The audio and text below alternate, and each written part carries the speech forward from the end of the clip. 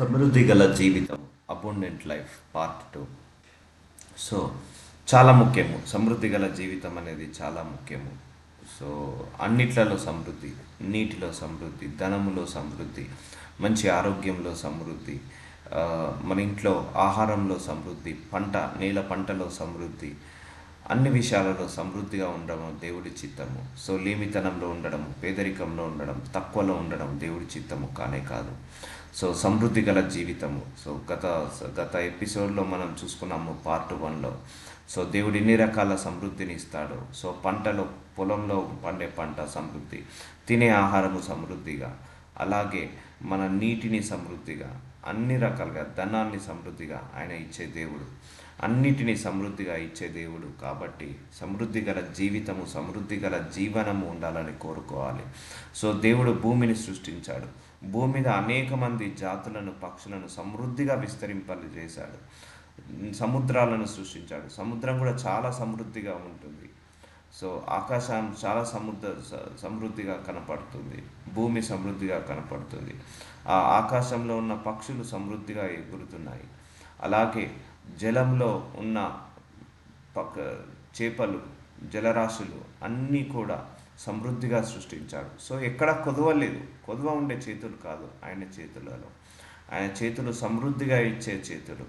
ఎడతే మనందరం తిని తృప్తి పొందినాక కూడా మళ్ళీ మిగిలి అంత ఇచ్చే సామర్థ్యం ఉన్న దేవుడు. చూద్దాము. సో నీతిమంతునికి కలిగినది కొంచెమైనను బహుమంది భక్తిహీనుల కన్నా ధన సమృద్ధి కంటే శ్రేష్టము. సో ధన సమృద్ధి అనండి అందరూ కూడా. సో ధన సమృద్ధి ఇది ఉండాలి. ధన సమృద్ధి ఉండాలి, కానీ అహంకారం ఉండద్దు, గర్వం ఉండద్దు. ఆ ధన సమృద్ధి వల్ల నీ మనశ్శాంతి కోల్పోవద్దు. సో ఆ ధన సమృద్ధి వల్ల నువ్వు అన్నీ తిని తృప్తి పొందగలుగుతావు. నీకు మంచి కావాల్సిన గ్రాసరీస్, కావాల్సిన ఫ్రూట్స్, వెజిటేబుల్స్ కొనుక్కొని ఎక్కడ లేమితనం లేకుండా నువ్వు ఉండగలుగుతావు. సో ధన సమృద్ధి ఉన్నప్పుడు సో మన ఇంట్లో కూడా అన్ని సమృద్ధిగా అన్ని సమృద్ధిగా కొనుక్కోవచ్చు మనము. సో ధనం లేకపోతే చాలి చాలని జీతం లేకపోతే మనము ఏది సరిగా కొనుక్కోలేము. సో అందుకే ధన సమృద్ధి కావాలని ప్రేర్ చేసుకోండి. ధన సమృద్ధి వచ్చిన తర్వాత మనకు మనశ్శాంతి కరువు కావద్దు.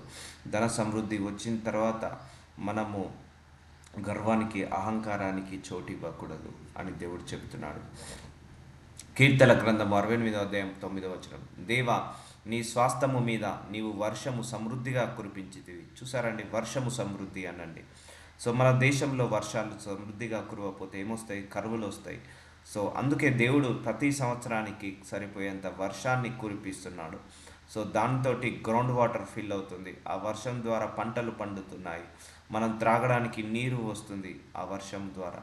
సో దేవుడు సమృద్ధిగా వర్షాన్ని కురిపిస్తున్నాడు. అదే వర్షం కనుక సమృద్ధిగా కురిపించకపోతే ఏమవుతుంటుంది? కరువులు వస్తాయి. సో దేశము వాడిపోతుంటుంది. సో అన్ని రేట్లు పెరిగిపోతుంటాయి. సో అది అలసి ఉండగా నీవు దాన్ని బలపరిచితివి. సో వర్షం కూడా సమృద్ధిగా ఉండాలి. చూసారా అండి, సమృద్ధి అంటే ఎన్ని రకాలుగా ఉందో. సో ధనములో సమృద్ధి, ఐశ్వర్యంలో సమృద్ధి, సంతోషంలో సమృద్ధి, ఆనందంలో సమృద్ధి, ఇంట్లో వచ్చే నీరు సమృద్ధి, వర్షము సమృద్ధి. సో ఈ సంవత్సరం అంతా వర్షాలు పడలేదు. ఈ దేశం తట్టుకోగలుగుతుందా అండి? మనం ఉండగలుగుతామా ఈ సంవత్సరం వర్షాలు సరిగా పడకపోతే? సో పడే 3-4 నెలల వర్షము దేవుడు సమృద్ధిగా కురిపిస్తున్నాడు. కాబట్టి ఆ సంవత్సరం అంతా కూడా మనం రక్షించబడుతున్నాము, కాపాడబడుతున్నాము.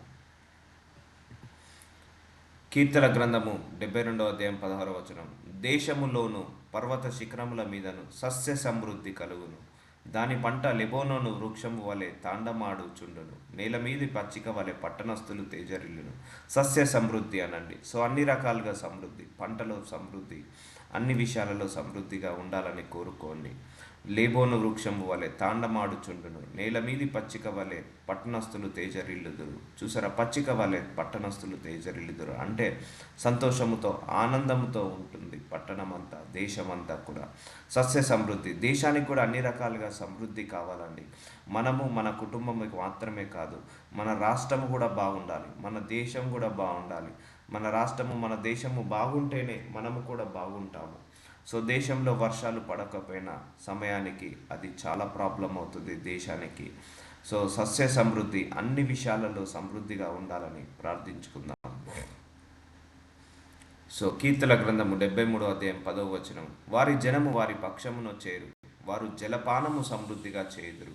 జలపానము సమృద్ధిగా అంటే సో జలము పానము సో సమృద్ధిగా ఉండాలి. సో చాలామందికి ఇప్పుడు సమ్మర్ వస్తుంది, మనకి ఇంట్లో వాటర్ ప్రాబ్లమ్స్ వస్తుంది. సో మనం ఇంట్లో వాటర్ కూడా తాగడానికి ఇబ్బంది, అండ్ చేతులు కడుక్కోవడానికి వాటర్ కావాలి, అలాగే మనం స్నానం చేయడానికి వాటర్ కావాలి. సో వాటర్ మన ఇంట్లో సరిగా రాకపోతే మనకు చాలా ఇబ్బంది జరుగుతుంటుంది. అందుకే జలపానము సమృద్ధి, జలపానము ఇప్పటికీ కూడా తాగే నీరు కూడా చాలామందికి అందదండి. ఇప్పటికి కూడా ఈ జనరేషన్లో కూడా త్రాగునీళ్ళ కోసము కొన్ని దేశాలు, కొన్ని రాష్ట్రాలు ఒక 5 కిలోమీటర్లు, 3 కిలోమీటర్లు ఒక్క బిందె నీళ్లు తెచ్చుకోవడానికి 3-4 కిలోమీటర్లు నడుచుకుంటూ పోయి తీసుకొచ్చుకుంటారు. సో జలపానము అంటే త్రాగే నీరు కూడా కరువు కాకుండా సమృద్ధిగా ఉండాలని ప్రార్థించుకోవాలి. ఎందుకంటే చాలామంది చూడండి, మీరు ఇప్పటికి కూడా కొన్ని పేద దేశాలలో త్రాగడానికి నీళ్లు ఉండవండి. ఒక బిందె నీళ్ళు తెచ్చుకుంటే 24 అవర్స్ 48 అవర్స్ ఆ ఒక్క బిందె నీళ్ళు కొంచెం తాగుతుంటా అంటారు. సో జలపానము సమృద్ధిగా ఉండాలి. సో సమృద్ధి అంటే అన్ని రకాలుగా కవర్ చేస్తున్నాడు దేవుడు. నువ్వు త్రాగే నీరు సమృద్ధి ఉండాలి, అలాగే నువ్వు వాడుకునే నీరు సమృద్ధిగా ఉండాలి, నువ్వు పండించే పంటలు సమృద్ధిగా పండాలి, నీ ఇంట్లో ధనము సమృద్ధిగా ఉండాలి, నీ ఇంట్లో గ్రాసరీస్, ఫ్రూట్స్, వెజిటేబుల్స్ అన్నీ కూడా సమృద్ధిగా ఉండాలి. సో అలా సమృద్ధి గల జీవనం గురించి ప్రార్థించుకోమని దేవుడు చెప్తున్నాడు. సో సమృద్ధి అననందే సో సమృద్ధిగా చేయుదురు. సో కీర్తన గ్రంథము 103 అధ్యాయం 8వ వచనము, యెహోవా దయాదాక్షిణ్య పూర్ణుడు, దీర్ఘశాంతుడు, కృపా సమృద్ధి గలవాడు. చూసారంటే దేవుడు కృపా సమృద్ధి గలవాడు. ఆయన కృప సమృద్ధిగా ఇస్తున్నాడు. సో ఆయన కృపలో లోటు లేదండి. ఆయన కృప ఎవర్ గ్రీన్ అంటే నెవర్ ఎండ్. సో ఇన్ఫినిటీ కృపతో, ఆయన ఇన్ఫినిటీ గ్రేస్తో మనల్ని తృప్తిపరుస్తున్నాడు. యెహోవా దయాదాక్షిణ్య పూర్ణుడు, దీర్ఘశాంతుడు, కృపా సమృద్ధి గలవాడు. సో కృపా సమృద్ధి అనండి. సో దేవుడి నుంచి మనకు కృప సమృద్ధిగా రావాలి. సో గ్రేస్, అబౌండెంట్ గ్రేస్ అంటారు దీన్ని. సో అబౌండెంట్ గ్రేస్ గురించి ప్రార్థించుకోండి.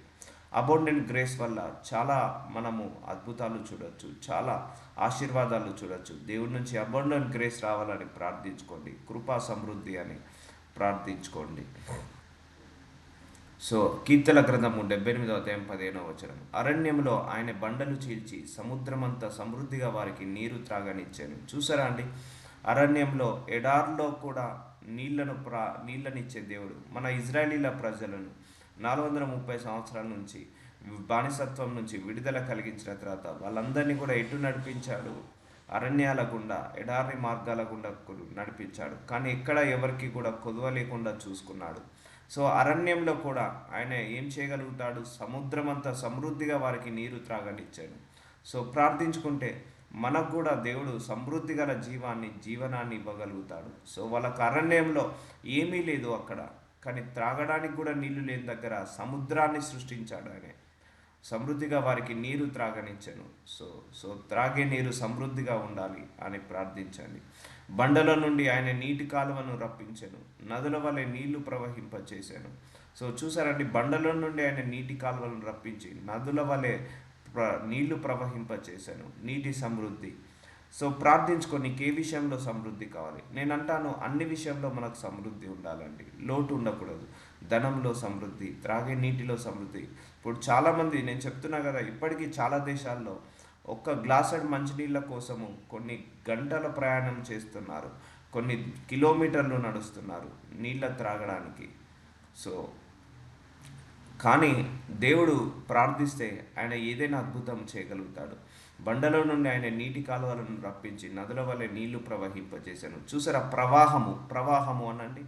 సో అన్ని రకాలుగా మనకు ప్రవాహంలాగా ఉండాలి, ఆగిపోకూడదు, లిమిటేషన్ ఉండకూడదు, మనకు ఎక్కడ కూడా షార్టేజ్ ఉండకూడదు, లిమిటేషన్ ఉండకూడదు, అన్లిమిటెడ్గా మనకు బ్లెస్సింగ్స్ రావాలి అని ప్రార్థించుకోండి.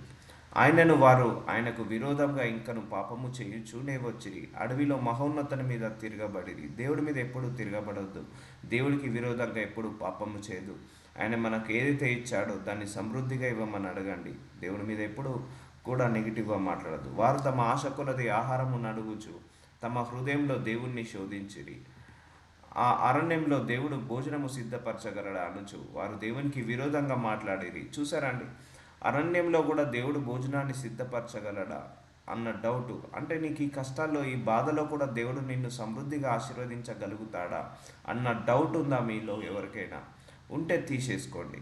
సో నీకు ఏ కరువు ఉన్నా, ఏ కష్టం ఉన్నా, ఏ ఇరుకున్నా, ఏ ఇబ్బంది ఉన్నా, దేవుడు ఇరుకులో నుంచి విశాలతను కలుగచేసే దేవుడు. కాబట్టి సమృద్ధిగా నిన్ను ఆశీర్వదించాలని ప్రార్థించుకో. ఈరోజు ఈ నెలంతా కూడా సమృద్ధి గల జీవం గురించి ప్రార్థించుకో. అయితే బండ కొట్టగా నీరు ఉబుకెను, సో నీళ్లు కాలువ వలె పారెను. ఆయన ఆహారం ఇయ్యగలడా, ఆయన తన ప్రజలకు మాంసం సిద్ధపరచగలడా అని చెప్పుకొనేరి. చూసారండి, దాదాపు 10 లక్షల జనాభా దేవుడు ఏం చేశాడు? పెంచి పోషించాడు. ఆ అరణ్యంలో నీళ్ళు వచ్చేలాగా, ఎడారిలో నీళ్లు పారేలాగా, అలాగే ఆహారము సమృద్ధిగా ఉండేలాగా అందరినీ కూడా అందరినీ కూడా పెంచి పోషించాడు సమృద్ధిగా. ఆ 40 సంవత్సరాలు వాళ్ళని నడిపించినప్పుడు దేవుడు సమృద్ధిగా ఆశీర్వదించాడా లేదా? వాళ్ళకు కావలసిన ఆహారాన్ని కురిపించాడు, వాళ్ళకు కావలసిన నీటిని ఇచ్చాడు, నీటిని కూడా సమృద్ధిగా ఇచ్చాడు, ఆహారాన్ని కూడా సమృద్ధిగా ఇచ్చాడు. వాళ్ళు తిని తృప్తి పొందినాక కూడా మిగిలేంతగా ఇచ్చాడు. ఎక్కడ? ఆ అరణ్యంలో, ఆ ఎడారిలో కూడా తృప్తిగా ఇచ్చాడు. సో నువ్వు కూడా ప్రార్థించుకో, నాకున్న ఈ సమస్యలలో కూడా నన్ను సమృద్ధిగా ఆశీర్వదించు ప్రభువా. నా పరిస్థితి కూడా అరణ్యంలాగా ఉంది, ఎడారిలాగా ఉంది. నేను నా కుటుంబానికి, నా పిల్లలకు, పిల్లల పిల్లలకు, నా తరతరాలకు కూడా ఎటువంటి ఇరుకు ఇబ్బంది జరగకుండా, ఎటువంటి లేమితనము రాకుండా, ధనములో లేమితనం రావద్దు, గ్రాసరీస్లో లేమితనం ఉండొద్దు, సంతోషంలో ఆనందంలో లేమితనం ఉండొద్దు అని ప్రార్థించండి. సో సమృద్ధి గల జీవము చాలా ఇంపార్టెంట్. యెహోవా ఈ మాట విని కోపగించెను. యాకోబు సంతతి దహించవేటకు అగ్నిరాజయ్యను, ఇజ్రాయేలీల సంతతిని హరించవేటకు కోపము పుట్టెను. వారు దేవుని యందు విశ్వాసం ఉంచకపోయిరి, ఆయన దయచేసిన రక్షణందు నమ్మిక ఉంచలేదు. సో మనము దేవుడిచ్చిన రక్షణ మీద నమ్మకం పెట్టుకోవాలి. దేవుడి మీద మనము విశ్వాసం ఉంచాలి. సమృద్ధిగా నన్ను ఆశీర్వదిస్తాడు. సో ఆనాడు దేవుడు ఆ ఇజ్రాయేలీల ప్రజలను సమృద్ధిగా ఆశీర్వదించినా కూడా వాళ్ళు కంప్లైంట్ చేసేవాళ్ళు. సో నువ్వు కూడా కంప్లైంట్ చేయకు. దేవుడు నీకు ఏదో విషయంలో సమృద్ధిని ఇచ్చాడు కదా. సో మనకు మంచి దేశంలో ఉంచాడు. ఈ దేశంలో నీటి ప్రాబ్లం రాకుండా మనకు నీటిని సమృద్ధిగా ఇస్తున్నాడు. మేబీ ధనము సమృద్ధిగా లేకపోవచ్చు, కానీ మిగిలిన విషయాలలో సమృద్ధిగా ఇచ్చాడు కదా. వాటికి మనము కృతజ్ఞతాస్తుతులు చెల్లించాలి. ఆయన పైనున్న ఆకాశములను ఆజ్ఞాపించెను, అంతరిక్ష ద్వారములను తెరిచెను. చూసారా అండి, ఆయన పైనున్న ఆకాశాన్ని ఆజ్ఞాపిస్తే అంతరిక్ష ద్వారములను తెరిచెను. ఆహారమునకు ఆయన వారి మీద మన్నాను కురిపించెను, ఆకాశ ధాన్యము వారు అనుగ్రహించెను. సో ఆకాశాన్ని విప్పిన తర్వాత వాళ్ళ మీద మన్నాను కురిపించాడు, తినే ఆహారాన్ని కురిపించాడు. దేవదూతల ఆహారము నరులు భుజించిరి, భోజన పదార్థములను ఆయన వారికి సమృద్ధిగా పంపెను. చూడండి, భోజన పదార్థంలో సమృద్ధి అనండి. అందరూ కూడా భోజన పదార్థంలో సమృద్ధిగా అనండి. సో మన జీవితంలో, మన కుటుంబంలో భోజనము సమృద్ధిగా ఉండాలి, ఆహారము సమృద్ధిగా ఉండాలి, పంటలు సమృద్ధిగా ఉండాలి. సో ఇవన్నీ కూడా దేవుడు చెప్తున్నాడు. ఆనాడు ఇజ్రాయేలీల ప్రజలు అరణ్య మార్గాల గుండా వెళ్తున్నప్పుడు, నీటి మార్గం గుండా వెళ్తున్నప్పుడు వాళ్ళ దగ్గర ఏమి కూరగాయలు లేవు, వాళ్ళ దగ్గర ఏమి ఫ్రూట్స్ లేవు, వాళ్ళ దగ్గర ఏమి ఆహారము లేదు వండుకోవడానికి. కానీ దేవుడే సరి అయిన సమయంలో వాళ్ళకు ఏ పూటకు ఏ భోజనం కావాలో అది పరలోకం నుంచి పంపించేవాడు. నీళ్లు లేకపోతే త్రాగడానికి నీళ్లు నది ప్రవాహంలాగా చేసేవాడు, సముద్రంలాగా. అరణ్యంలో సముద్రాన్ని సృష్టించాడు దేవుడు.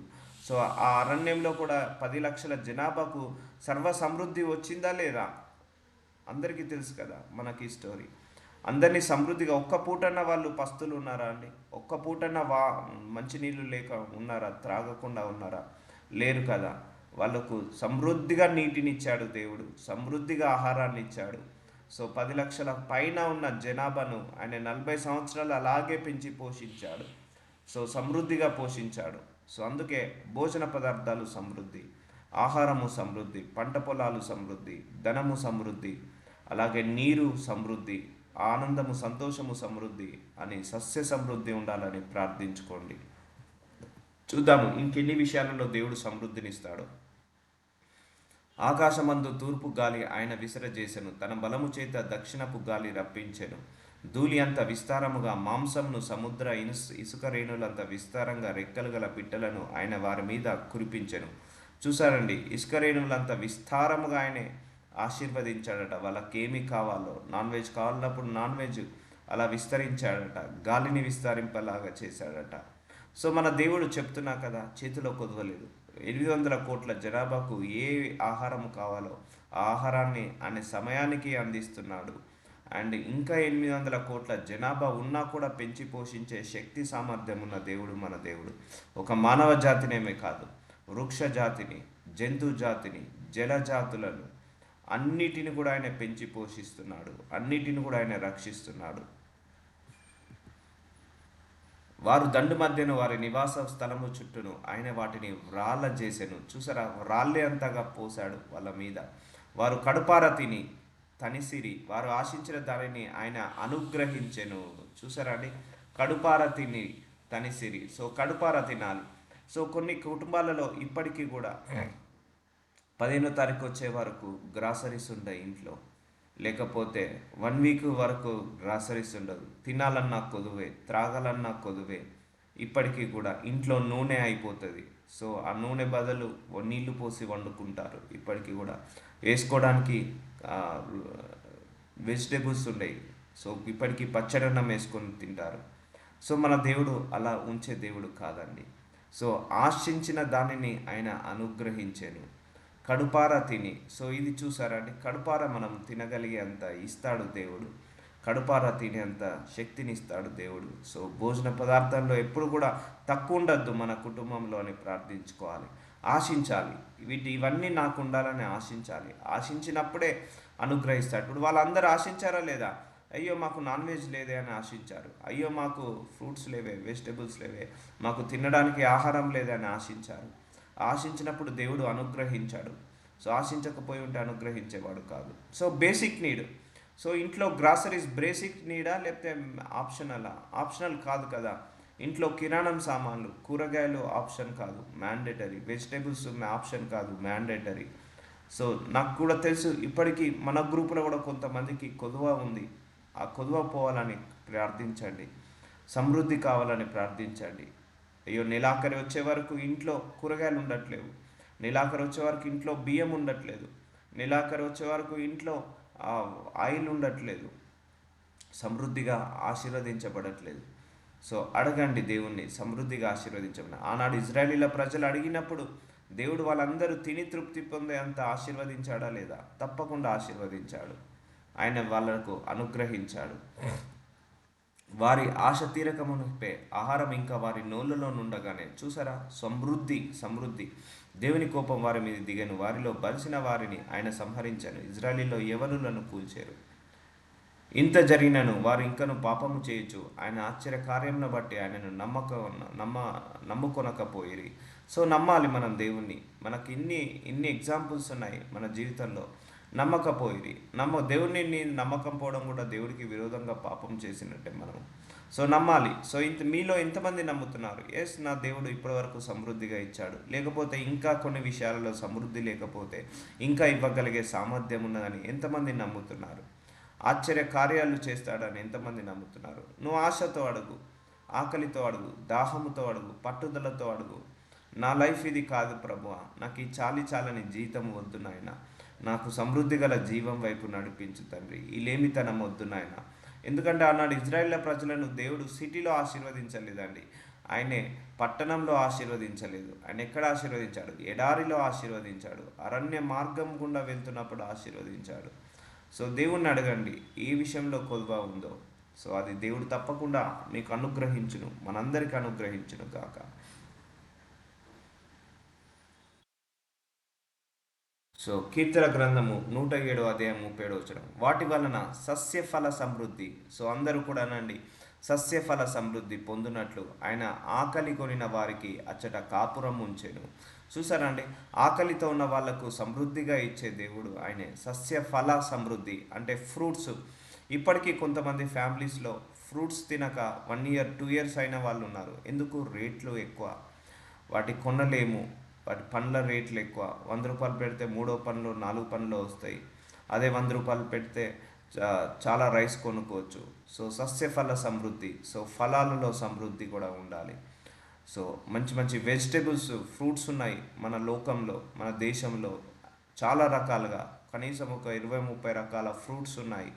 సో దాంట్లో మనం తినలేము, ఎందుకంటే రేట్లు ఎక్కువ కాబట్టి. సో సమృద్ధి లేదు మనకు దాంట్లో. చాలామంది కూడా ఇప్పటికీ ఫ్రూట్స్ తినక చాలా సంవత్సరాలు అవుతాయి. యాపిల్ కావచ్చు, ప్రోమోగ్రానైట్ కావచ్చు, ఎందుకంటే అవి రేట్ ఎక్కువ, కొనుక్కోలేము. సో అందుకే వాటి వలన సస్యఫల సమృద్ధి, ఫల సమృద్ధి అనండి అందరూ కూడా పొందునట్లు ఆయన ఆకలిగా ఉన్న వారిని అచ్చట కాపురం ఉంచెను, మరియు ఆయన వారిని ఆశీర్వదింపగా వారు అధికముగా, చూసారా అండి, అధికముగా. దేవుడు ఆశీర్వదించడం మొదలు పెడితే అధికముగా ఆశీర్వదిస్తాడు, లేమితనం లేకుండా సమృద్ధిగా ఆశీర్వదిస్తాడు. సో నువ్వు ఆశించి ప్రార్థించు, నమ్మి ప్రార్థించు, విశ్వసించి ప్రార్థించు. ఏ విషయంలో నీకు సమృద్ధి కావాలి? సో ధనములో సమృద్ధి కావాలా, ఆనందంలో సమృద్ధి కావాలి. కొంతమందికి ధనం ఉంటుంది కానీ ఆనందం ఉండదు, సంతోషం ఉండదు. కొంతమందికి ధనం ఉంటుంది కానీ తినే అంత యోగ్యం ఉండదు, తినే అంత అర్హత ఉండదు, తినే అంత అవకాశం ఉండదు, తినలేరు. సో ఏ విషయంలో నీకు సమృద్ధి కావాలి? సో ఇప్పటికీ కూడా కొంతమంది ఫ్రూట్స్ తెచ్చుకోలేరు, వెజిటేబుల్స్ లేక ఆ పచ్చడన్నంతో తినే వాళ్ళు చాలామంది ఉన్నారు. అందుకే సంతానాభివృద్ధి నొందిరి, ఆయన వారి పశువులను తగ్గిపోనీయలేదు. సో తగ్గిపోనీయలేదు, చూసారా. ఆయన నీ 30వ తారీఖు వచ్చినా కూడా నీ ఇంట్లో గ్రాసరీస్ తగ్గిపోకూడదు, నీ ఇంట్లో ఫ్రూట్స్ తగ్గిపోకూడదు, నీ ఇంట్లో వెజిటేబుల్స్ తగ్గిపోకూడదు. 30వ తారీఖు, 30వ తారీఖు వచ్చిన, 31వ తారీఖు వచ్చిన, నెలాఖరు వచ్చిన అది తగ్గిపోకూడదు. అంటే అంత సమృద్ధిగా దేవుడు ఇచ్చే దేవుడు, అంత సమృద్ధిగా పంటనిచ్చే దేవుడు, సమృద్ధిగా ఆహారాన్ని ఇచ్చే దేవుడు, అభివృద్ధి అధికముగా అధికముగా ఇచ్చే దేవుడు. సో అందుకే నువ్వు ప్రార్థించుకో. ఏ విషయంలో నీకు కొదువ ఉందో, ఏ విషయంలో నువ్వు లేమితనంలో బ్రతుకుతున్నావో, ఏ విషయంలో నీకు సమృద్ధి కావాలో ప్రార్థించుకో. దేవుణ్ణి కన్నీటి ప్రార్థన చేయి. సో దేవుడి దగ్గర మొరపెట్టుకో, విశ్వసిస్తున్నాను ప్రభువా, నాకు ఈ విషయంలో సమృద్ధి, నేను నా కుటుంబం తిని తృప్తి పొందిన తర్వాత ఇంకా అనేకులకు పంచేంత అధికంగా నాకు దయచేయమని అడగండి. దేవుడు తప్పకుండా దయచేస్తాడు. నీ రాబడి, సామెతల గ్రంథము 3వ అధ్యాయం 9వ వచనం, నీ రాబడి అంతటలో ప్రథమ ఫలమును నీ ఆస్తిలో భాగంనిచ్చి యెహోవాను గణపరచుము. సో దేవుడు నిన్ను ఆశీర్వదించిన కొలది నువ్వు చేతులు ముడుచుకొని కూర్చుకోక, దేవుడికి నువ్వు ఎంతో కొంత ఇవ్వాలి. దేవుడికి ఎంతో కొంత కాదు, ప్రథమ ఫలం ఇవ్వాలి, దశమ భాగం ఇవ్వాలి. సో అప్పుడు నీ కోట్లలో ధాన్యము సమృద్ధిగా, సో అందరూ కూడా కోట్లలో ధాన్యము సమృద్ధిగా నుండును. నీ గానుగల నుండి కొత్త ద్రాక్షరసము పైకి పొర్లును. కొత్త ద్రాక్షరసం అనండి, కోట్లలో ధాన్యము సమృద్ధిగా అనండి. సో చూడండి, దేవుడు ఆశీర్వదించిన కొలది, మనం దేవుడికి ఇచ్చిన కొలది దేవుడు మనల్ని సమృద్ధిగా ఆశీర్వదిస్తాడు.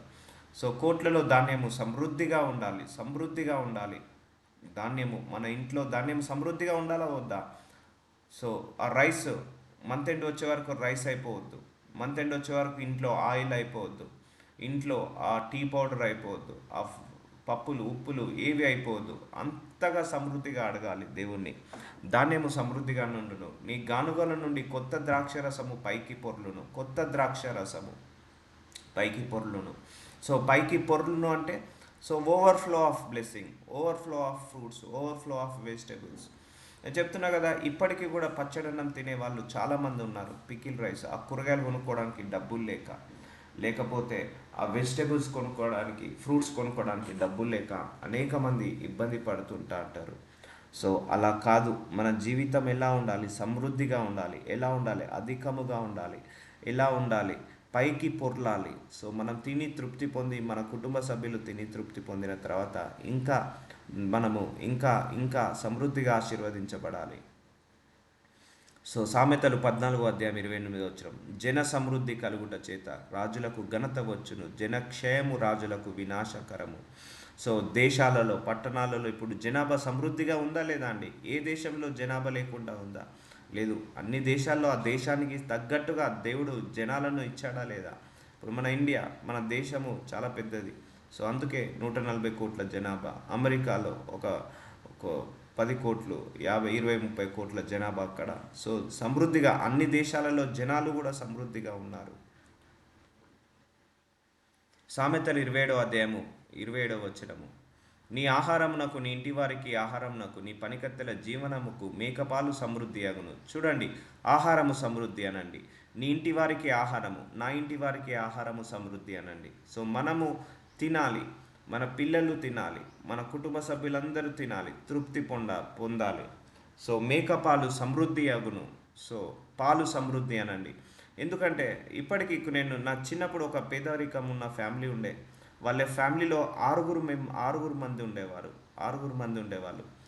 సో ఆ ఆరుగురు మందికి ఒకటే పావు లీటర్ పాలు కొనుక్కునే అంత డబ్బు ఉండేది. అంతే, ఒక పావు లీటర్ పాలే కొనుక్కునేవాళ్ళు ఆ ఆరుగురికి. సో వాళ్ళు మార్నింగ్ ఒకటే పూట టీ తాగేవాళ్ళు. అది కూడా నీళ్ళు ఎక్కువగా పోసి టీ చేసుకొని తాగేవాళ్ళు. మళ్ళీ ఈవినింగ్కి వాళ్ళు టీ చేసుకోవడానికి పాలు ఉండేవి కాదు, ఆ పాలు కొనుక్కోవడానికి డబ్బులు ఉండేవి కాదు. సో పాలలో కూడా సమృద్ధి. సో చూడండి, పాలు సమృద్ధి అగును. ఆహారము నీ ఇంటి వారికి ఆహారము సమృద్ధి అనండి. నా ఆహారము నా ఇంటి వారికి ఆహారము సమృద్ధిగా వచ్చును గాక అని ప్రార్థించుకోండి.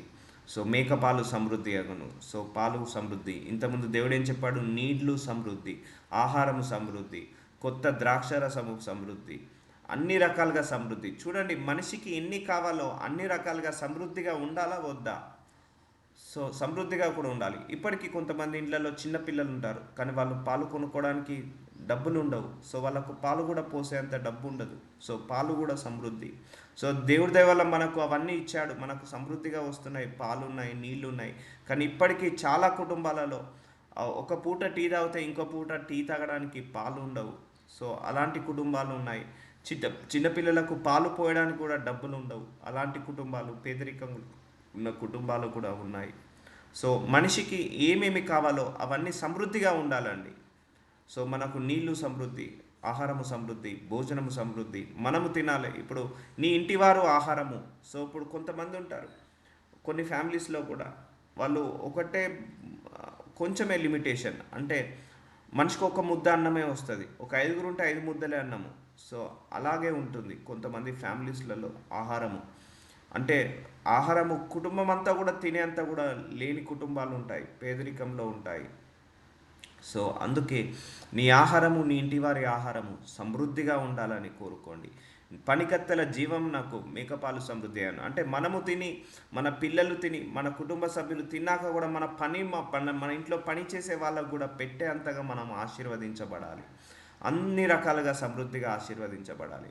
సో మన చేతులు ఇంకా మన పనులకు కూడా పెట్టగలుగుతున్నావు అంటే, నువ్వు తిని తృప్తి పొందిన తర్వాత కూడా అది నీ జీవితంలో, నీ కుటుంబంలో సమృద్ధి ఉన్నట్టు. సో ప్రసంగి 5:10 ధనమును ఆపేక్షించాడు ద్రవ్యము చేత తృప్తి నొందడు, ధన సమృద్ధిని ఆపేక్షించేవాడు దాని చేత తృప్తి నొందడు. ఇది వ్యర్థమే. ధన సమృద్ధి అనండి.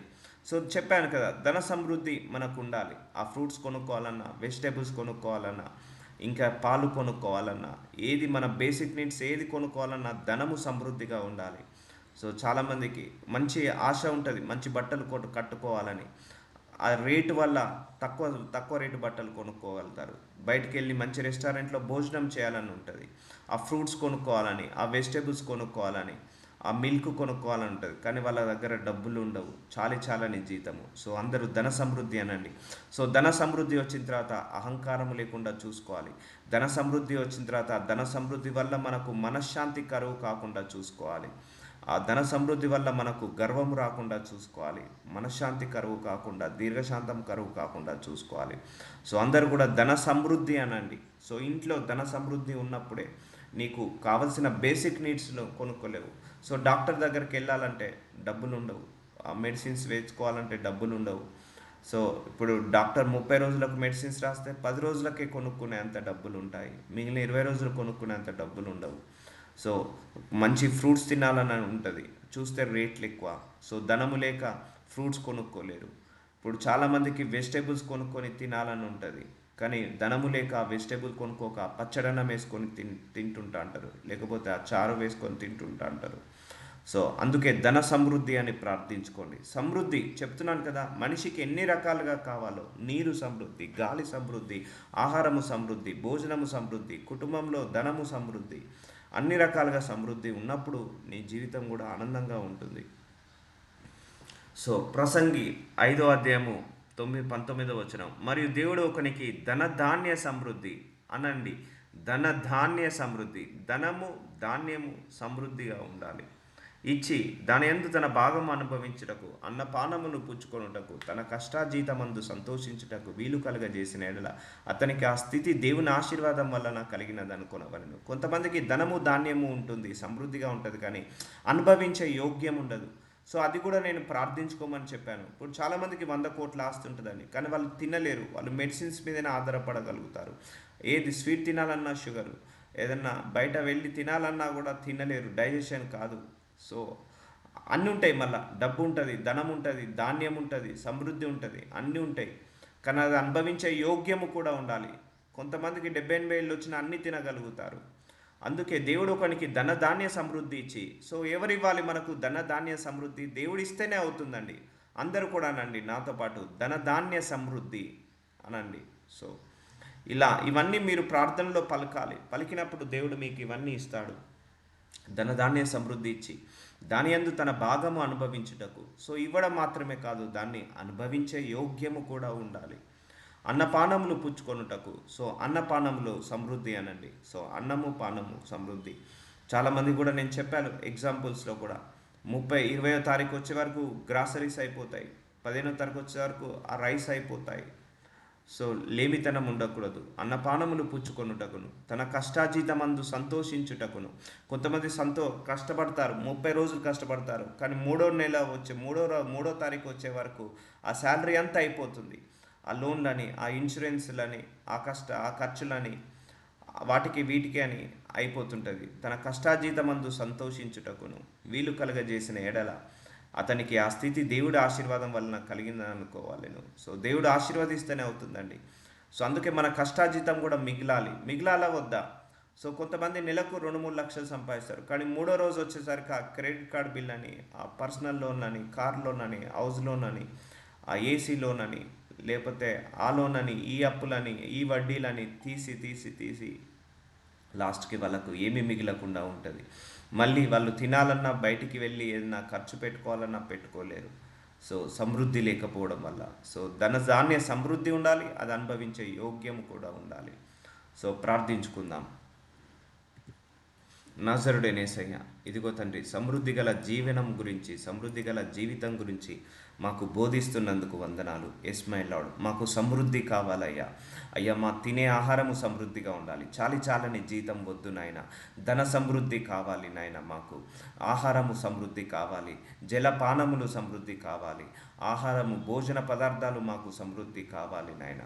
అయ్యా, మా కుటుంబంలో ఏ విషయంలో లేమితనం ఉండొద్దు నాయన, ఏ విషయంలో లోటు ఉండొద్దు నాయన, ఏ విషయంలో కూడా మాకు తత్వం ఉండొద్దు నాయన. అన్ని విషయాలలో మమ్మల్ని సమృద్ధిగా ఆశీర్వదించండి. మేము, మా కుటుంబ సభ్యులు తిని తృప్తి పొందిన తర్వాత ఇంకా అనేకులకు ఇచ్చే చేతులుగా మార్చమని ప్రార్థిస్తున్నామయ్యా. మా కుటుంబంలో ఉన్న లేమితనాన్ని తీసివేనైనా సమృద్ధి గల జీవాన్ని మాకు దయచేయమని యేసు నామంలో ప్రార్థిస్తున్నాను తండ్రి. ఆమేన్.